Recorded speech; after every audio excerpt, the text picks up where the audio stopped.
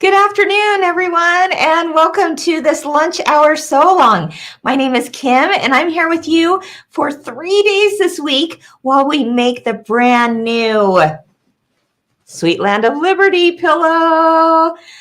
Isn't that fun? Oh my goodness. So if you are here ready for the so long, chime in. We'd love to see who's joining us today. This is Sweet Land of Liberty. Of course, this is a nod to something that came out years ago in a sewing version, and that was in a wall hanging. And now these wall hangings have been shrunk just a little bit to be able to do it on your embroidery machine in this 22 by 22 inch pillow. Oh, here we go. We've got Cheryl and Patricia and Lisa and Roberta and Janet. Thank you for joining me today.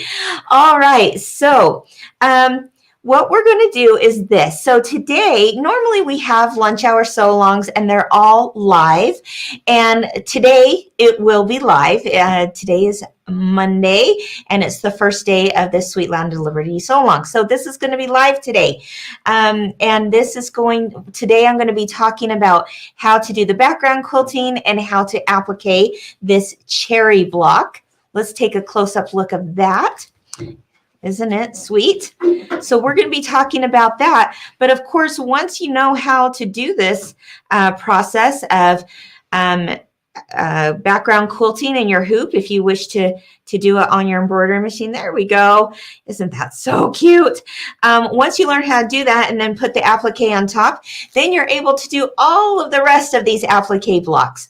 Then on Wednesday, we will be doing this, how to piece this flag in the hoop and then put the embroidery on top of it. And then Friday, we're going to do the background quilting on our borders, our inner border, our flange border. And once you know those three things, you can do this entire pillow so quick and easy.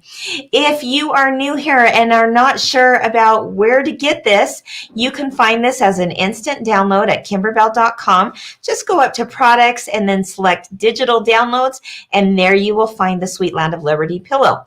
Now, I'm really excited to share with you that many shops out there are also having fun putting together kits for you. So if you want, a pre-cut kit, which I gotta say is really handy, right? Then find a quilt shop that is doing these kits. They will try to, put together just something really special for you. And so that you can get going on this. Now this is definitely a great stash buster, what we might call a stash buster, if you've got scraps at home. But if you want, very similar looks to what is in this one, you may want to find a shop that has produced a kit for it. So it's not too late to get this. It's also not too late to get the background quilting. Let's take an up-close look of that. This is also available as an instant download.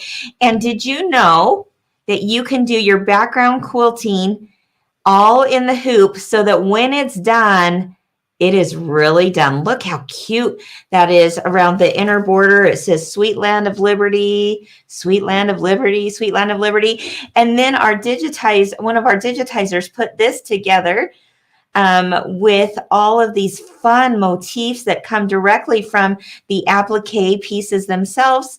And then we've got some other additional background quilting that are just scream summer and 4th of July and you name it. Those are all available again as an instant download at kimberbell.com. You would go to products and then background quilting, and then there you will find it for the Sweet Land of Liberty. And I believe it's still on sale too, which is also always a good thing, right? Now, I mentioned earlier that today's broadcast is live, like you can see here, but tomorrow I leave to go to another trade show for the machine embroidery industry, and that is something that I'm going to be gone for. So I'm actually pre-recording today. After I get done with this live session, I'm going to pre-record Wednesday session and Friday session, and those will still go live at noon on Wednesday and Friday, but it won't be a live so long, if you will. So, but they'll still be available to watch at any time. Of course, anytime you log on to this Sew Along, whether you see it live or a little bit later, it's not a problem because it's always saved at our YouTube channel and our Facebook page. All right, so let's go ahead and get started, shall we? I am so excited to start doing this because I can't wait. Cannot wait to use this as a decoration in my home. So with your download, of course, comes the instructions. And I like to actually just put it in a 3-ring binder here. And so there you have it. There's the front page of the instructions. So you can see a full color image. But let's go on a field trip, shall we? Of what you'll find in these instructions. So here we've got, if you go to page 2, you're going to find some helpful tips and stuff. I encourage you to read through everything before you get started.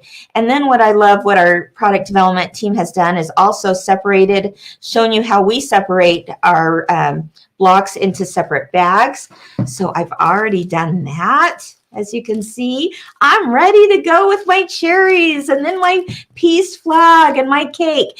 And they're all separated into their individual little bags, just as outlined here on page 2. Just an easy way to keep things organized. And then you'll also notice what stabilizer and interfacing we recommend. So we use our color coding system that we have here at Kimberbell. This is orange, and that means it's a cutaway, but we recommend that it is the light mesh cutaway stabilizer. So it's going to be a lighter orange, almost a yellow color, but that is what you're going to be looking for, the light mesh cutaway stabilizer. Let's get a close-up of that. There we go. And see, you can notice that it all color coordinates and matches. And then another one we recommend is the fusible backing. This comes from our specialty line of stabilizers, and those come in 12 and 20-inch rolls. So check that out. That's going to help prevent any puckering on your background quilt blocks. We love it for just about everything we do here at Kimberbell. We use fusible backing. All right, so check that out. And then because I want to quilt this in the hoop as I go, I'm also going to recommend using the Kimberbell Project batting. So that also comes on a roll in this handy little bag here. And that is this is the perfect loft for your background blocks. And because of the way this is digitized, let's go to the front camera, it's going to be just perfect for quilting on your embroidery machine. And like I said, because of the way it's digitized, it's not going to have the batting inside the seams. It's going to be great. So when you go to sew all these blocks together, there's no batting in the seams, creating extra bulk. Love it. All right. Now, the next page, let's look at page 3. Again, we're continuing on our field trip. Notice that we've got some icons here to show you what different things mean throughout the directions, but we also have quilting options. So option 1 is that you would just embroider your blocks just like you normally would, exactly as outlined in the instructions. There's no pre-quilting done with option 1. Option 1 works for people that want to do it on their own after it's already been sewn together, or they want to take it to a long arm machine. They would choose option 1. But we're going to do option 2, and option 2 is, of course, optional. And that is where we do our background quilting on the embroidery machine itself. And we do it before, in most cases, we do it before the applique is added on top. All right. Now there is a couple of cases where your embroidery or your quilting goes a little bit later on top of things like a piece block, but we'll get to that in Wednesday's episode. Today, we're doing our background quilting first and then adding our applique on top. All right. Let's go ahead and turn to page 4. As you can see here, we show you exactly which background quilting files we used for the specific blocks. Of course, we're going to use the block by block method, what we call the block by block method to do it. And on your download, you're going to have both block by block and clear blue tiles options if both of those options will work with that specific block. And we'll talk a little bit more about that in just a minute. All right, so now you've got all that done. Let's go to page 5. If you are doing block by block quilting, again, that means that you are quilting your blocks before you add the applique on top. Then you'll want to follow the directions on page 5, as well as what I'm going to just show you today. I'm going to show you how easily this can be done.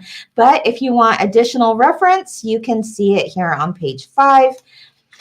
Notice that there is a section that says applique blocks. That's what I'm going to be talking about today. But then come on Wednesday, I'm going to be talking about pieced blocks right there. All right. All right. Keep on turning. If you are not doing your background quilting in the hoop, then you'll want to follow the hooping instructions on page 6. All right. Okay, here we go, moving along. Here is the cut list. I love how our team has put together the exact fabric swatches that we used in our sample. Like I said, many shops out there made kits, and if that fabric was still available through the shop, then they probably used it. But just know that there could be some slight substitutions too for fabrics that were no longer available, and that's okay. If it's, a green fabric, they might have used a green substitution for it. Not a problem, but this is showing you what we used. Okay. And then continuing on, we even have on page 9 a list of how to cut the extra embellishments. And in this case, the embellishments are like felt and leather and stuff like that. So there you have it. I especially love and appreciate this page. I used it all this weekend when I was cutting up my kits, and it made it so easy because I can lay my fabric out according to these diagrams and know that I have just enough fabric to make my project. And then we continue on with the actual instructions of the different blocks. So the first block mentioned here is for the Sweet Land of Liberty block. I'm actually not going to show that one today because I want to show my favorite, or one of my favorites, which is number 4, or not number 4, just the cherries block, I should mention, is the cherries block. So that's what we're going to do together today. But just know that any of these applique blocks that are on there, including that Sweet Land of Liberty, you can actually do based on the instructions I'm going to show you today. So page 18 is where we're going to start. As I get my hoop ready, any questions I can help answer? Any questions? I've got Libby and Andrew, my sidekicks, with me today that can also help us along the way. No questions. Okay. Well, the first thing I want to do is actually hoop my stabilizer. And like I said, I'm using the lightweight mesh cutaway stabilizer. So I am going to hoop that in a 5x7 hoop. Now, a lot of people will ask, what size hoop do I need to have for this? You just need a 5x7, which is kind of cool, right? All right. And if a 5x7 won't work, we give you extra instructions to do some of the blocks that require just a little bit larger than that. So don't worry. If you only have a 5x7, no problem. We got you covered. Just make sure and download the extra instructions for things like double hooping. All right. Hey, Kim, we got a question specifically about the size of batting. They wanted to know what size of batting you're using, please. Yeah, so the size of batting is just based on what is in the project chart. So when you go to download your background quilting designs, there will be a chart included in that PDF, and that will give you the size that we recommend. But what I will say is that you just want to make sure it's larger than your placement outline. All right. So as long as it's bigger, oversized, you end up cutting it down and you'll be just fine. So I'll show you an example of that here in just a minute as we go to do this first block. Great question. Okay. So Andrew, I'm going to need you to get really up close to my screen here. I like to use this machine when I'm doing these demos so that you can visually see my screen and what I'm doing, but this could be done, you know, on your computer too, or in your software. Okay, so I want to actually, can we get any closer on that? Oh, yeah. Awesome. Okay, and let's go up just a little bit. Perfect. Okay, so I like to show this here. What I'm going to be doing is I want to combine my background quilting with the design that goes on that block. Okay, so in this example, I'm going to be using the cherry design, but I first need to incorporate my background quilting. All right, how do I know that? How do I know which design to use? Well, let me give you another up close look here. We're on page 18 and we're looking at the block by block quilting. Again, if you're not doing this background quilting first, just do the instructions as outlined afterwards. But if you are doing the background quilting, it says to go to page 5 to learn more about the applique block. So we're going to do that here in just a minute. But the design that we used says KDQ 111 Wavy 4, and it's the 4x4 vertical design. All right, let's check that out. If I go to KDQ 111 up here, let me see if I can, is that good? Okay, right up here is my KDQ 111. Again, if your machine doesn't show this, this is something you can do on your computer beforehand. All right. And then there's 2 more files. It says embroidery files or instructions. Okay, I'm not going to do instructions. I've already know what I'm doing here. So I'm just going to go to embroidery files. Then I'm going to choose the format that works with my machine. We offer 9 different formats so that they work with any machine. I'm going to use PES in this case. And then remember it said on page 18 that I need to get the Wavy 4, which I have the 4x4 vertical design. So I'm going to scroll down. As you can see here, there's a whole lot of sizes available in both horizontal and vertical. I'm going to choose 4x4 vertical. All right, great, right? So now that shows up on my screen and I can just hit set right here. Now, everyone's machines are going to be maybe a little bit different, but very similar in nature too, because all of them will have most likely, I would say the majority will have the ability to combine a background quilting design with an applique design so that it's all stitched together at the same time. If you don't have that capability on your machine, there's a couple other options you can use. You can actually, you can do this in software. And if you don't have software, you can just stitch these designs 1 block at a time. So you would first go through the process of stitching the background, and then you would put the applique on top. So there's a few options there for you. Okay, so it shows up that I've got my background quilting, but I still need to put those cherries on top, right? How do I do that? Well, again, most machines are going to have some kind of add feature. This one actually says add. Your machine might have a plus symbol. There's a variety of ways. So I'm going to hit add, and now I'm going to go back and find my cherry design. Okay, there it is, right? So now I'm going to click on the cherry, And now I'm going to hit set. Voila. Do you see that? The background quilting is there, and so is the cherry file. Isn't that awesome? All right. So now that those are combined, again, I could do it in software, or I could just do one design at a time, but I've combined them here. Now I can hit embroidery, and I am good to go. All right. So now if we're looking back on here, remember, we're at the cherry block and we're looking at, what to do to get this design applique or embroidered, the background embroidered. It says that there's instructions on page 5. Great.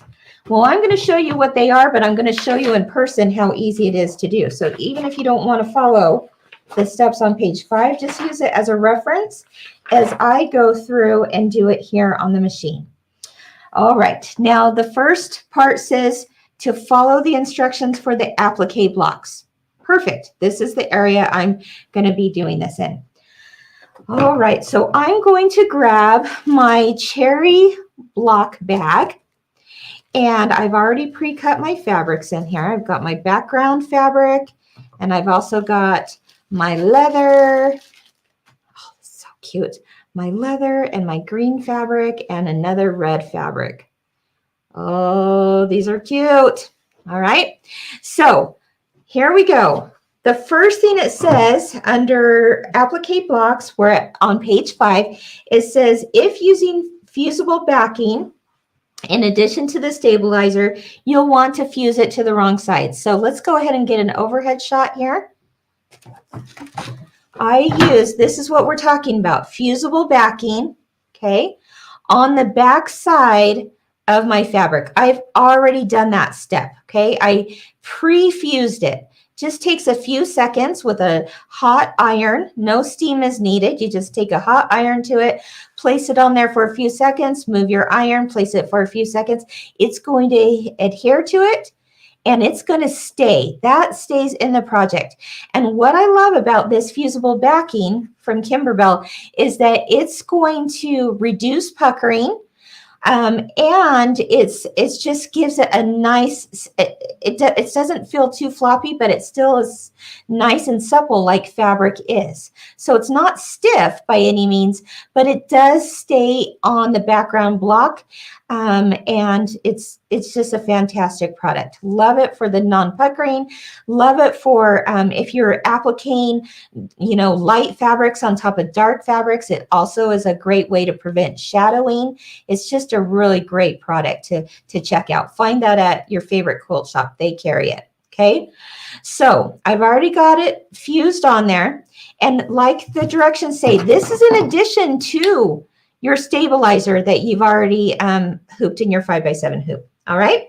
So we already cut our stabilizer and hooped it. So we're done with steps 2 and 3. Now we've already combined our cherry and our background, which was step 4. Step 5 says to stitch the batting placement line. All right. Let's go ahead and do that.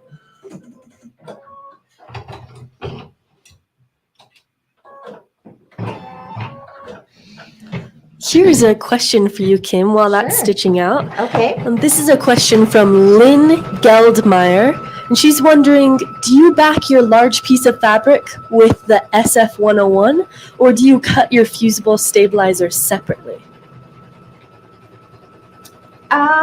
Okay, so I don't use SF101 to answer your first question. I use the Kimberbell fusible backing, which is different. It works very similar to SF101, but it is a different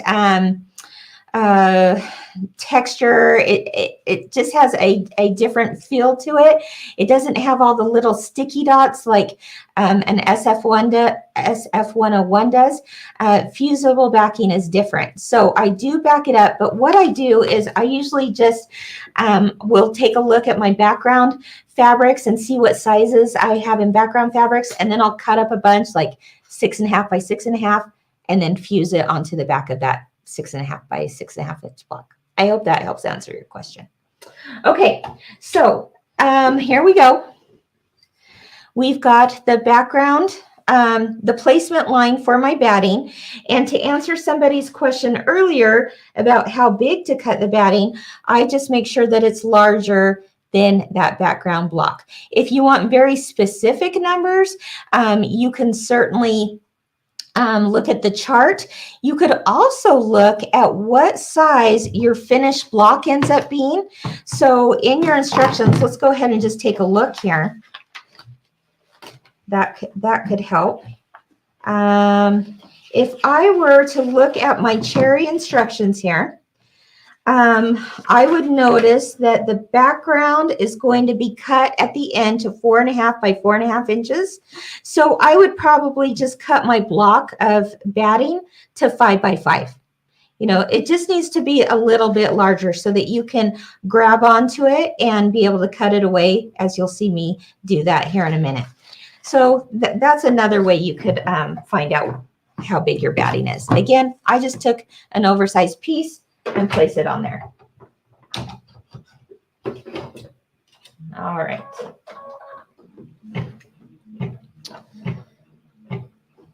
So we're going to let that stitch down. What that is called a batting tack down line. That is on, that's step number 7 in your instructions.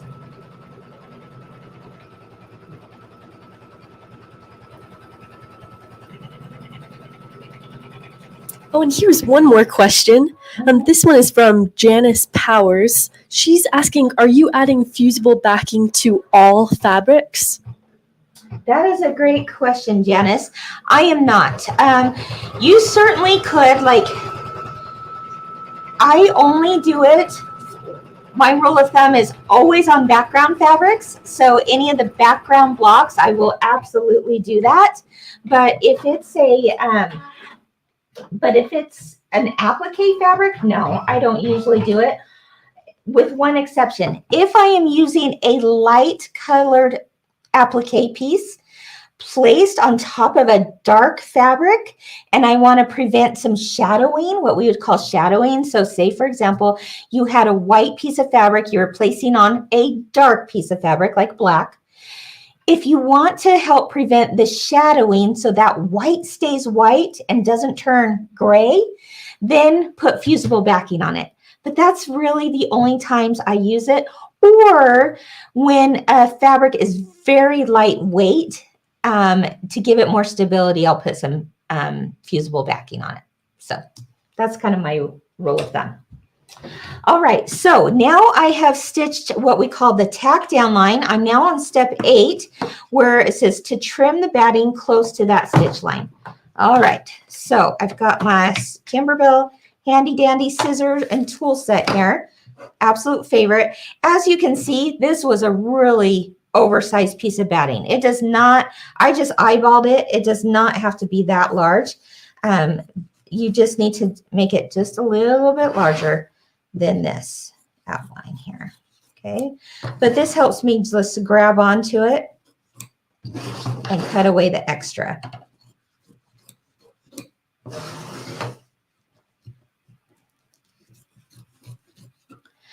Okay, so step number 9 says to stitch the background placement line. Okay, that line is right out here. It's going to stitch exactly a 1/4 inch outside of where I placed my batting. So you're going to see why that's important here in a minute. Let's go ahead and go to the hoop cam where it's going to show you what I'm doing.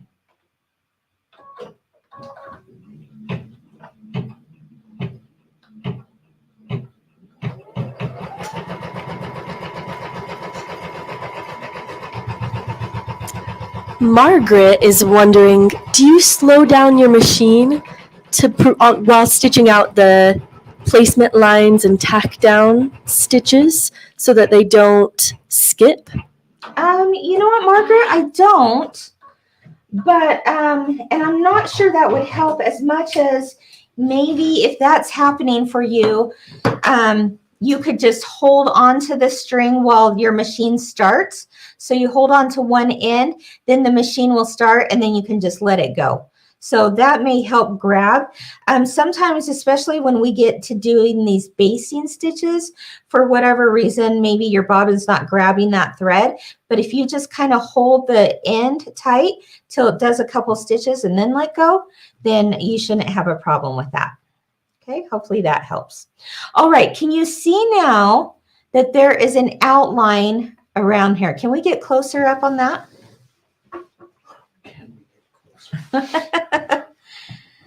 Andrew's working hard over here. There we go. I love that. There we go. Okay, so I did this in red so that you could really see it a lot better. But notice there's that 1/4 inch gap. This is awesome, you guys. This is why Kimberbell block by block quilting works so well. And that's because you're not going to have batting inside your seams. So when you go to sew all of these blocks together at the end, there's no extra bulk within those seams. It just lines up perfectly, and you're not going to have extra batting. It's awesome. Okay, so the next thing I want to do is, let's see, we're looking at number 10, is I'm going to place my fabric over the top of this. Okay, again, it's going to be a little extra oversized piece. You'll cut it down to the right size later, but we like to make it just a tad larger on all 4 sides so that the process of embroidering like a thick, heavy applique stitch, it's going to pull those fabrics in a little bit. And so by making it a little bit larger and cutting it down to size later, you're going to have just the exact size of block you need. Now, this is a horizontal stripe fabric. I could put it vertical. I could put it horizontal. I'm just going to pick one. I'm going to put it horizontal. And then to help prevent it from shifting, I like to use the Kimberbell paper tape and just place a couple of pieces there while I go to do my background quilting. All right. Okay, so now we are on, let's see, we placed our fabric. We're going to stitch the basting stitch and then the background quilting. I'm so excited for you to see this. Hey, Kim. Yeah. We answered this in the chat, but I think it might be good for you to kind of make this little announcement too. They wanted to know if we're going to be answering comments and questions on the other 2 sew-alongs this week. On Wednesday and Friday? Absolutely, yeah. So just because it's not live, you know, we can't answer it in real time, but certainly we'll make sure, you know, I'm sure Libby's planning on being there. She'll still be in the office, and she and anyone else who can help out and help answer questions will do that. I will also check the questions that come up, you know, in the evenings when I'm not at the trade show. I'm back in my room. I'll check it and see how much I can help with too. Yeah, no problem. Okay, so the next step was just to do another basting line around the outside. This just tacks your fabric down so that when we go to do the quilting, it stays exactly where it is. I don't want you to confuse this line with a cut line, okay? Because again, the process of embroidering afterwards will pull that line in a little bit, so we don't want to count on that as our cut line. But let's go ahead and do the background quilting. In this case, I chose the one that was in our sample, and it is going to be a really cute little wavy line that goes vertical down.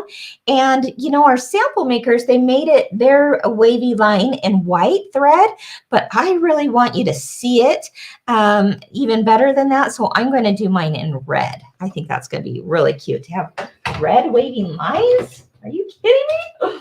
So cute. All right, let's do it. Okay. Do you have time for a couple questions, Kim? Yeah, I'm seeing Mary asked, the instructions show the stripes vertical. Why are you putting horizontal? Mary, only personal preference. There's no, you know, you can have them vertical, you can have them horizontal. Our sample, I think they put them vertical, but I looked at it and said, no, I don't know. I think I want them horizontal. So either way, it's great. It's all up to you. Okay. Great question.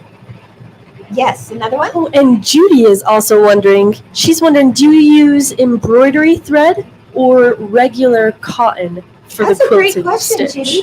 I actually do use embroidery thread for this. Yep.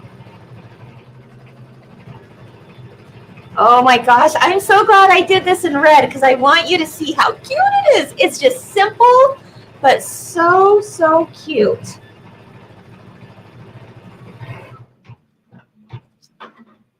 All right, let's take a look. Oh my gosh, this just makes me happy. Oh, and of course you could do the vertical. You're going to get both directions. So you could do the vertical wavy lines like we used in our sample, or you could do horizontal. Either way, no right or wrong answer on that one. Isn't that cute? Ah, love it. Okay, it is time to do the applique. So let's take a look at my screen here on the machine.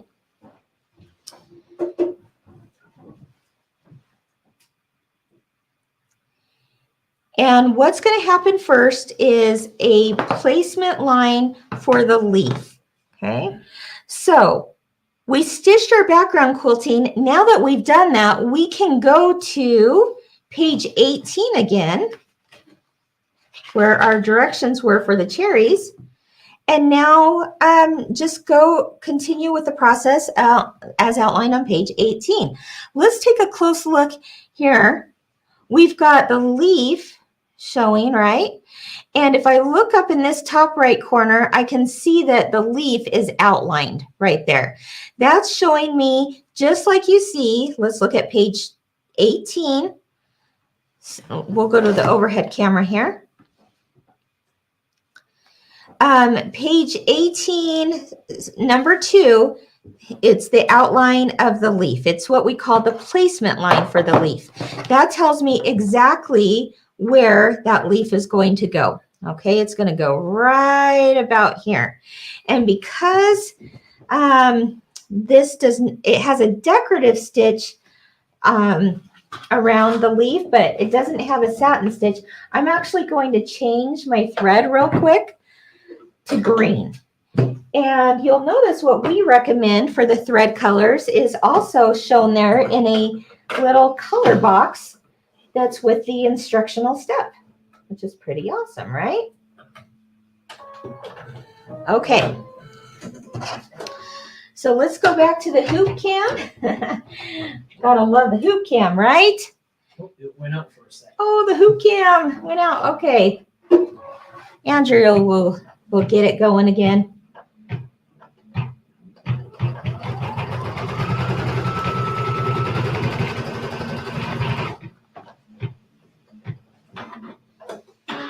All right, pretty quick, right? So as you can see here, we've stitched the outline of the leaf. And now I'm going to place my applique fabric, my green piece, and with the right side facing up, I'm just going to lay it over that area. Okay. And to make sure it doesn't shift, I'm going to also just tape a little bit right there. Where are we going? Oh, Andrew's really working for his money today. Sorry, Andrew. Okay. This is a labor of love. I got you all over the place. Here we go. Now it's going to do a tack down line on top of it to look like the leaf as well, and then we'll trim away the extra fabric.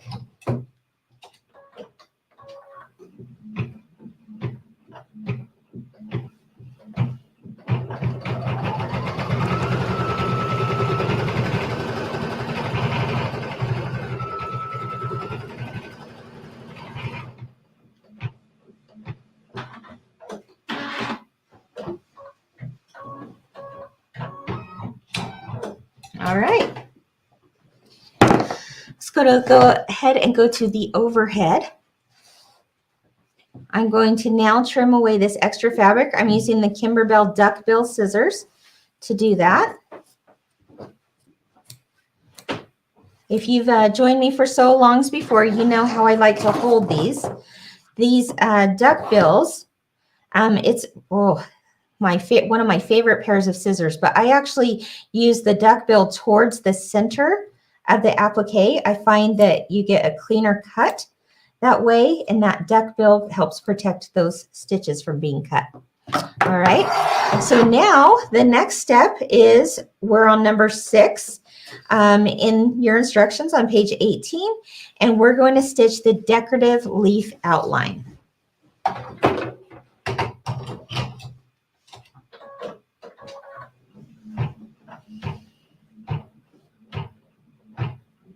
Okay, looks like, let's see, Patricia's asking if you can use felt for the leaf. Patricia, I think that would be darling. Yes, I definitely agree with that. You can. Okay. Let's see. Gracie wants to know. Hello, my sweetheart. Well, hello, Gracie. She says, can I do this in a 5x7 hoop? And the answer is yes, you can. Now, there's a few blocks that need a little bit larger than a 5x7 hoop, but the good news is that we show you how to do those larger blocks, yes, even in a 5x7 hoop. So, yes, the short answer is you can do it in a 5x7 hoop, the whole thing. Okay. All right, so now I've stitched the decorative outline, and now it says to stitch the cherry placement line. Notice in the color box that's on there, let's go ahead and go to this overhead camera.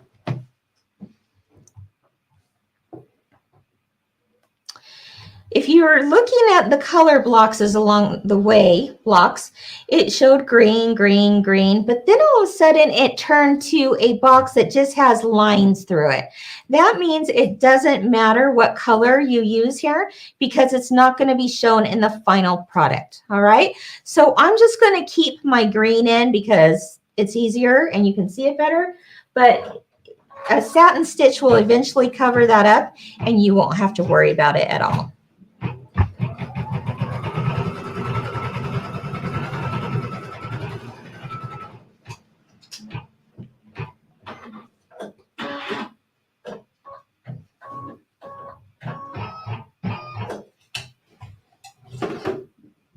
All right, let's go ahead and go overhead. Now that I've gotten my outline for one of the cherries, I'm just going to place my red leather on top. We love the leather because it's just soft and still supple. It's not going to break your needle. It works very, very well with the embroidery machine. So I'm going to just tape that in place real quick. And then it's going to do our next step, which is the tack down. Again, you're going to see that this box has some slashed lines through it, which means the thread color you use is not going to show.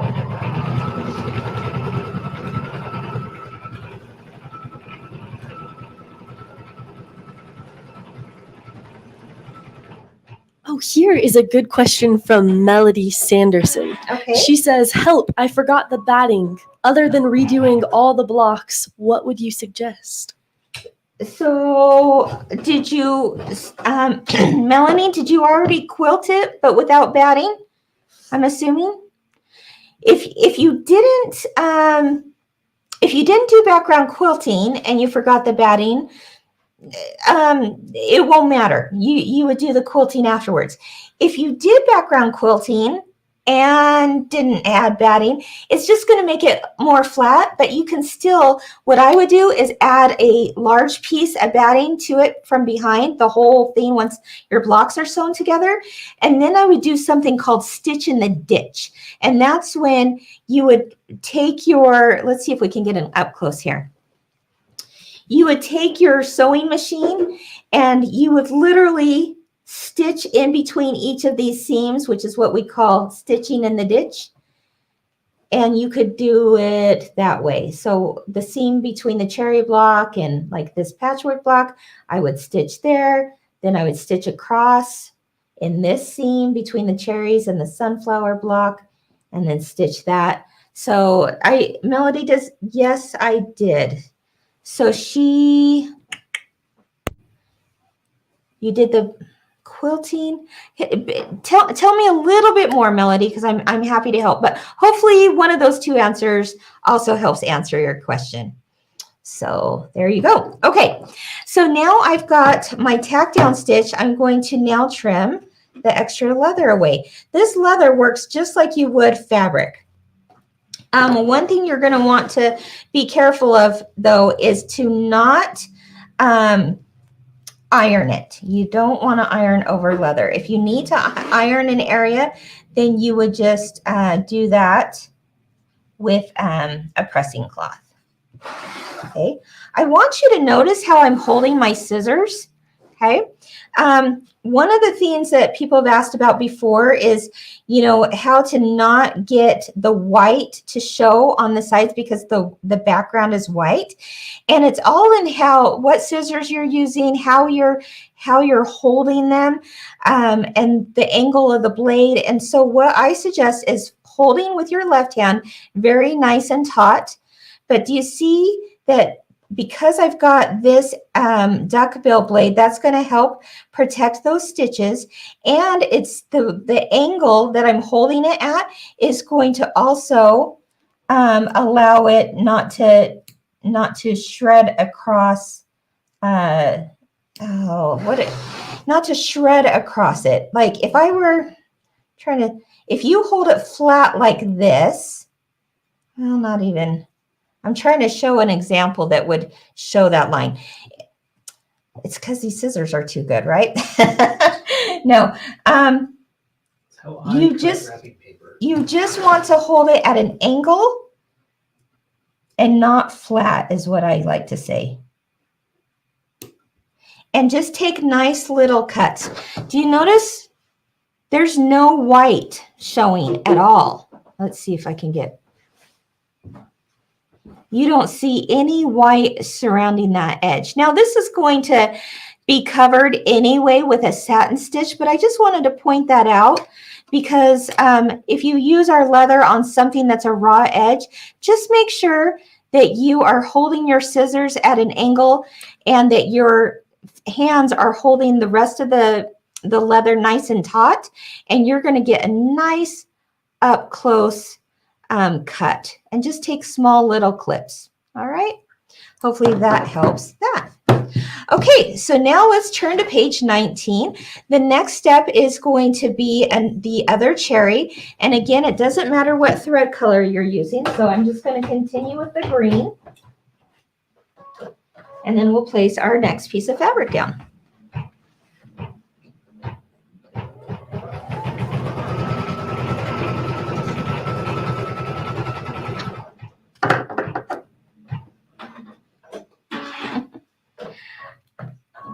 Oh, here we go.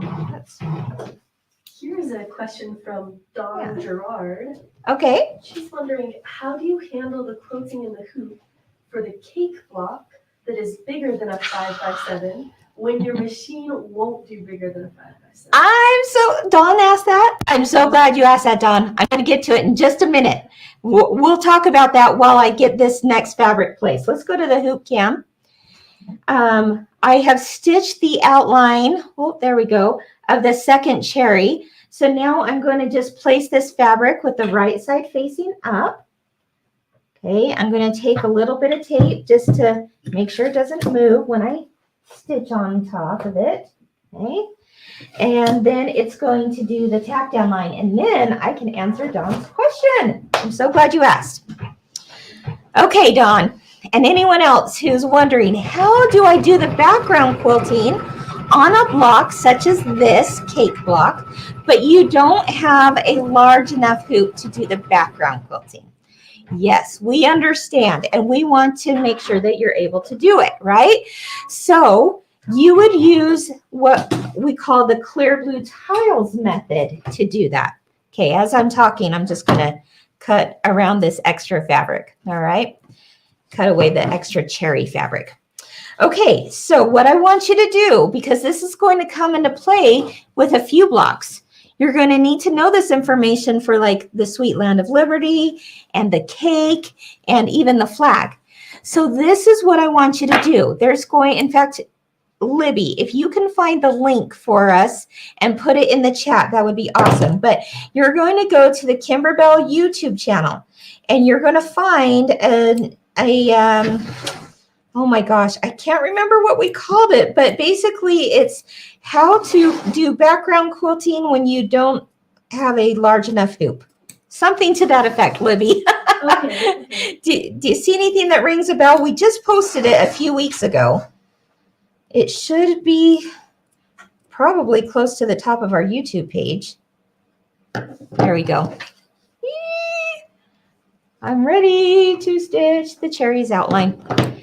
And Yes, I found it. what is it called? It's called How to Embroider Blocks with Background Quilting When You Have a Small Hoop. There you go. Say that 10 times fast, right? How to embroider blocks with background quilting when you have a small hoop. Is that right? Something like that. Yes. Okay, Libby is going to put that in the chat because please, please, please watch that.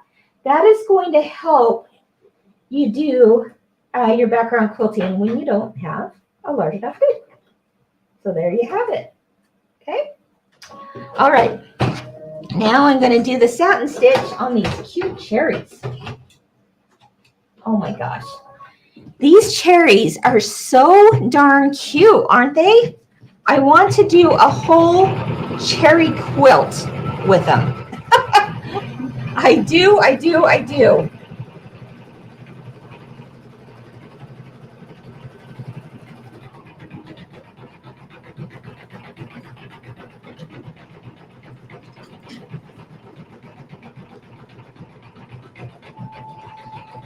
Okay. Thank you so much for posting that link. That's awesome. And Dawn says, thank you. Good. I know it's going to help you. It really is. We really want you to feel like, hey, I can do this. And we'll show you how. So thank you. All right. So it is doing its thing. Any other questions I can help answer before we move on?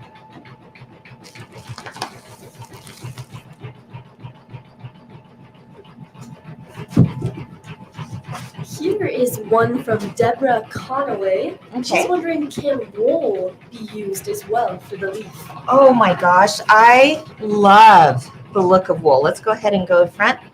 I love the look of wool. And so yes, absolutely.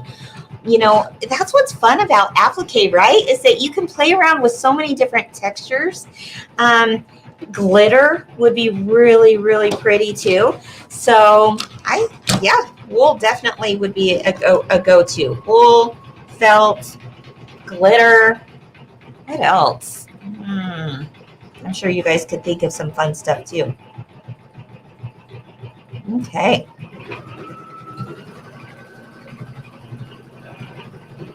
Any other questions? Oh, you guys, this cherry block, I'm telling you, it just makes me happy. It just is so sweet. Oh, Lynn says velour. Yes. Ooh, I like that. Or velveteen. Yeah. Velour velveteen. Love Here's it. a question from Leslie on YouTube. Oh, okay. She's Hi, Leslie. asking, can you comment on using Crichton/silhouette cutters? Oh, Cricut? Applique? Oh, maybe. Maybe it's a Cricut silhouette. To pre-cut applique shapes rather than trim after. Yeah, sure. That's a great question. So, she's asking about using an electronic cutting machine to cut the applique pieces. And yes, it absolutely can be done. Personally, for me, I do that more often when I'm making multiples of something because sometimes I go, you know what, it might just be faster just to cut it like I've been showing you if I'm only making one project. But oftentimes, don't we as embroiderers like want to make 2, 3, 4, or 5 of them because we want to give them as gifts?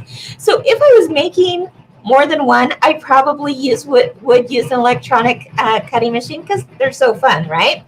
And we include what we call SVG files with our applique designs, and that's the type of format that those electronic cutting machines use. So that is included in your download as well, with one exception. The only designs that have the SVG files are the ones that end up having like a satin stitch around them, some kind of thicker stitch. The ones that if we did raw edge applique, so say for example, let me show you this. This design here is the cake design, and it's got some frosting on it. And we used felt in this area, and we don't include SVG files for something like that because when we do raw edge, it's more important for you to use what we call the tack and trim method to do it instead of trying to pre-cut that. It's just really, really difficult. Even like these little pinwheels here, it's really difficult to pre-cut that and make sure that it is placed like exactly at the exact precise angle that it needs to be. So it's easier just to do the tack and trim method for those. But SVG files are included for something like this, cherry, where you're going to have a full-on satin stitch. Okay, and everyone has different, opinions on raw edge versus satin stitch, and there's different reasons for doing one or the other. It works really well. So say, for example, let's take a look at this. If I were to do a satin stitch on a tiny pinwheel like this, you would not see the pinwheel, right? By the time that satin stitch covered that whole area, you pretty much don't have a pinwheel. So in areas like that, then we absolutely love using a raw edge. Or if it just works better for the look of the design, we will use it. But yeah, some people love it, some people don't. Yeah, there you go. So there you have it. Those are some great questions. Okay, the final step is the cherry stems, and you could use, it looks like they used like a dark brown, dark gray color in the pattern. I'm going to choose green. Again, whatever you would like, right? That's one of the beauties of this hobby. All right, let's go ahead and do that final stitch, and then I will show you how I cut it with orange pop rulers.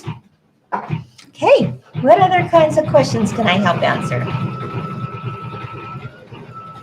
Yeah, Karen says, thank you for explaining why you don't include a satin stitch on some things like pinwheels. Yeah, it's just, it's one of those things, we evaluate what the look tells us it should be, right?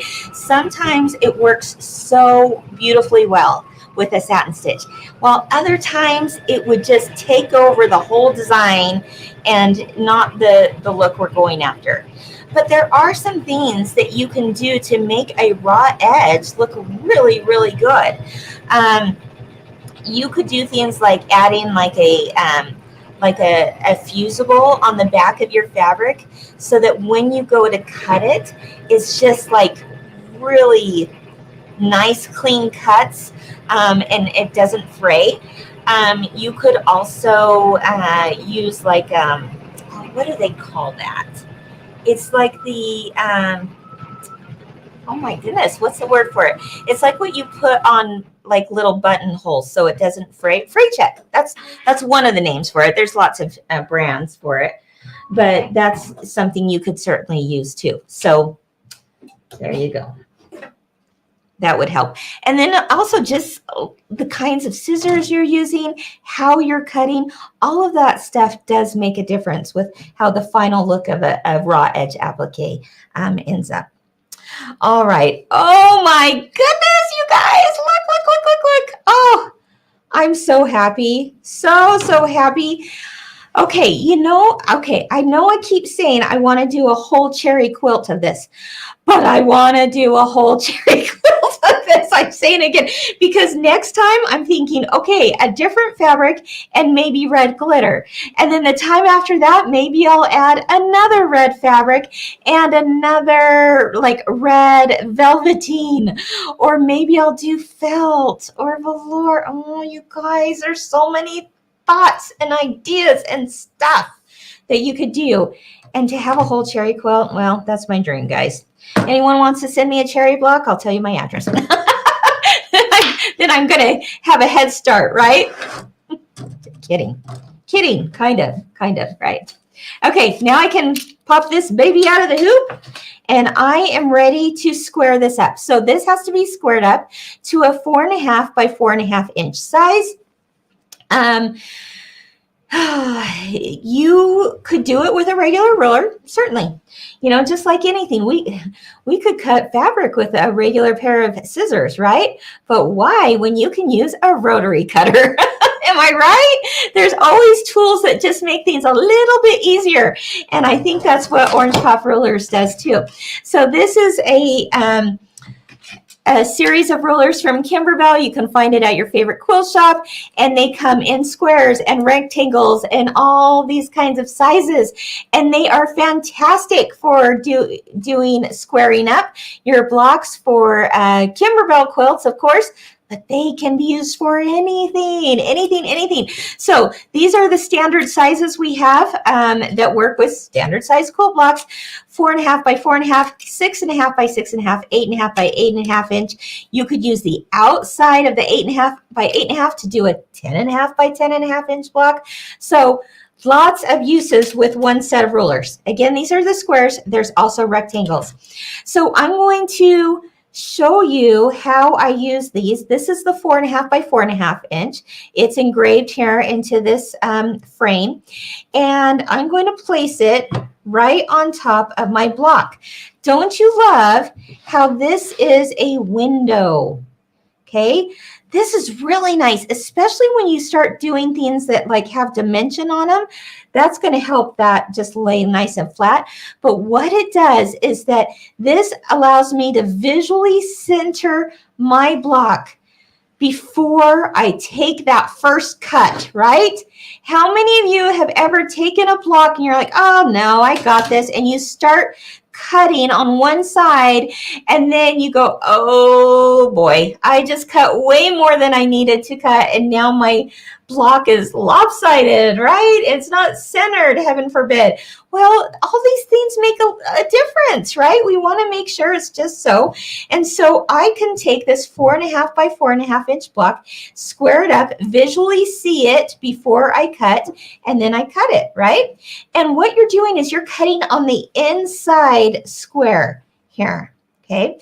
The other thing to note is, do you see these extended corner channels? They're in each corner. What happens is your blade rests right inside that corner and cuts along the inside edge of this. Now, what's going to make a huge difference, maybe one of the biggest tips I could give you on this, is to use a rotating mat. Please use a rotating mat, because that, as you're going to see here in just a minute, makes all the difference. You don't have to move your block. You're moving the mat instead, okay? So let me give you, Deborah says she struggles with them. Deborah, let me help you with them, because once you get the hang of it, they're fantastic. Alice says, love the Orange Pop Rulers. Yeah, so I'm going to use my 4.5 by 4.5 inch block. I'm going to center that right there, and I go, yep, that looks about right. Looks good to me. I'm ready to go. So I could start cutting, but you know what I'm going to do? I'm going to use another ruler to my advantage. I'm going to take this next block, size up, and I'm going to nest these two together. This is the 6.5 by 6.5 inch block. Now, I've got more surface area for my hand to hold on to, right? And I can now start cutting my block. Or look at this. I've got another ruler I could possibly use if I wanted to. And I'm going to place that on top. Again, now I have another ruler to have as my surface area. fantastic, right? It's all, use them to your advantage. Again, I could use just the one, or I'm going to use a second or even a third if I wanted to. Okay, now the other thing I wanted to mention is I'm going to show you how I use the rotary cutter to cut this block. And it's going to be the perfect 4.5 by 4.5 inch size. What if I wanted to make this 6.5 by 6.5? Well, I could start with this smaller ruler, add on the 6.5 by 6.5 inch, but then I could take this away. And look, if I wanted to, I could cut it at 6.5 by 6.5. Of course, I'm not going to do it in this case because the pattern calls for 4.5 by 4.5. But just I want to show you options. All right. Okay. So now let's see. What else do I want to show you? Because I'm going to stand up. Okay. That's another thing that I think is important. Don't try to do this lying or sitting down. I think it's important to get some pressure on it from standing up. Hey, Kim. Yeah. We got a question coming in about, they're wondering, what are the dots on there? The dots. What are the like dots these on little the rulers? corner dots? Oh, they're not for anything except for the manufacturing process. That's all it is. These are molds that are made, and it helps hold the molds in. So that's what that is for. Now, your larger dots up here, those are to hang on your wall if you have a hook. But these smaller dots are nothing more than just a manufacturing thing. Now, what about the little circles on the bottom? Oh, these right here, these come in your, is this what you're talking about, Andrew? I think so. Okay. They just said, what about the dots? So I'm just talking about every dot. Oh, every dot. Okay, so these are, they call them no-slip grips, and those come in your package as well, and you just place the no-slip grips on the back of them, and then it will eliminate shifting. I mean, you still want to hold it nice and flat, but now you can like do this and instead of like that sliding across. Hope that helps. Okay, let me go back to here. So I'm standing up. I'm ready to cut this block out. Okay. Now, because I am a right-handed person, I'm going to cut. Let's see how well we can. Let's show this. Is there a better way to show this, Andrew? Maybe the above camera. I am a right-handed person, so therefore I'm going to start to my left, and I'm going to make sure that that blade is butted up right against the left side, right? I shouldn't say right, I should say correct. Okay, so right-handed, you're going to start to the left. If I was a lefty, these work really well for lefties. All you have to do is start to the right. Your blade has to butt up right against this inner edge. All right? Okay, so I'm a righty. That's what I'm going to do. I'm going to start on the edge closest to me.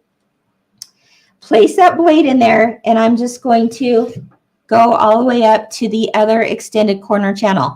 This is the beauty of a rotating mat. I just turn it. I don't have to shift the block anywhere. I just turn it, and now I place the blade in closest to me, go all the way up to the top, and turn. Okay. I'm doing this very slow, but boy, once you get going, it is lickety-split fast. Look what I got. The perfect size, 4.5 by 4.5 inch quilt block with no batting in the seams, right? And when I go to sew all these blocks together, it's just going to fit in perfectly. I don't have to guess anything. It's the exact size I need. So I can't say enough about orange puff rulers. We use them on a daily basis here at Kimberbell. And if you do any of our background, or not background, but if you do any of our pillows, bench pillows, quilts, you name it, any of our projects, we are probably most likely 99% of the time using those as well. There you have it. Look. So So cute, right? If I don't quite have the gusto to do a whole quilt, maybe a table runner, maybe a table topper. I don't know. my list is getting shorter. My big dreams are getting smaller and smaller, right? Maybe a mug rug. How's that? Maybe I'll get a mug rug done. All right. No, I'm gonna do it. I'm gonna do something like that. And I'd love to see if you guys do it too. The thing that I love to show people are possibilities. So can you picture taking like just this flag block and making it into a little bench buddy? How cute would just that flag block be for your couch or a shelf or something like that? How cute would this, here we go, cake block be to make like a birthday banner for someone and like put all the kids' names, if their birthday's coming up there on the birthday banner. The watermelon block. Look at this pieced watermelon block. Adorable. Heck, you could do like a whole fruit quilt with cherries and watermelon. So think beyond just the pillow itself and go, oh, what else could I do with these really awesome applique blocks? So fun. Okay. Any other questions before we go today? Yes. Oh, before you ask, Libby, I saw that my friend Judy was on here, Tarwater. She said something about using like a friction pin on these. If you're nervous to actually cut with a blade, try doing this. Say this was let's go the overhead again. Let me grab a marker here. Say this was nice and big again. If you're nervous to try this with a rotary blade, just use this as your frame and then take like a water soluble or a friction pin and just outline the outside edge, then take a ruler to it. That's another way to use the orange pop rulers. The other thing I would do is just practice with this. Go ahead and go front. Practice with orange pop rulers. Take a scrap piece of fabric, maybe one that has lots of flowers on it, and fussy cut. We use these for fussy cutting all the time too, because you can see in the window what you're about to cut. So take a floral fabric, fussy cut it, shift this around to see, what it is that you want to cut out, and then try it out. The more you just get some practice and get used to it, you're going to be like, why was I ever worried? It was so easy. So try it out. Okay, Libby, what's the question? Okay, this question is from Terry Reno. Okay. And she was just curious what size rotary cutter you're using. Oh, yeah, great question, Terry. This is a 45 millimeter blade, just your typical standard 45 millimeter. I wouldn't do the 60. I would not do that one. I just don't think, you could try, but it takes too long for that circle to rotate on a 60 millimeter one that you might not get cut all the way up to the very corner edge. So 45, that'll do the trick. And one other question. This one, was a few minutes ago, so I can't see it anymore. Okay. On the live chat. Yeah. But she was wondering about SVG files. How do you access them? Like, for instance, for spring showers was what she was talking about. Yeah. So the SVG files also come in the download. So the same download that has the embroidery files in it and the directions, you'll also get the SVG files. Yep. Great question. Anything else? Thank you for joining me today for part 1 of the Sweet Land of Liberty Sew Along. Don't forget, join me Wednesday and Friday of this week. It will be pre-recorded, but someone and myself a little bit later will hop on and answer any and all of your questions that you have. It's just that I will be at a trade show talking to shop owners, which I'm really excited about.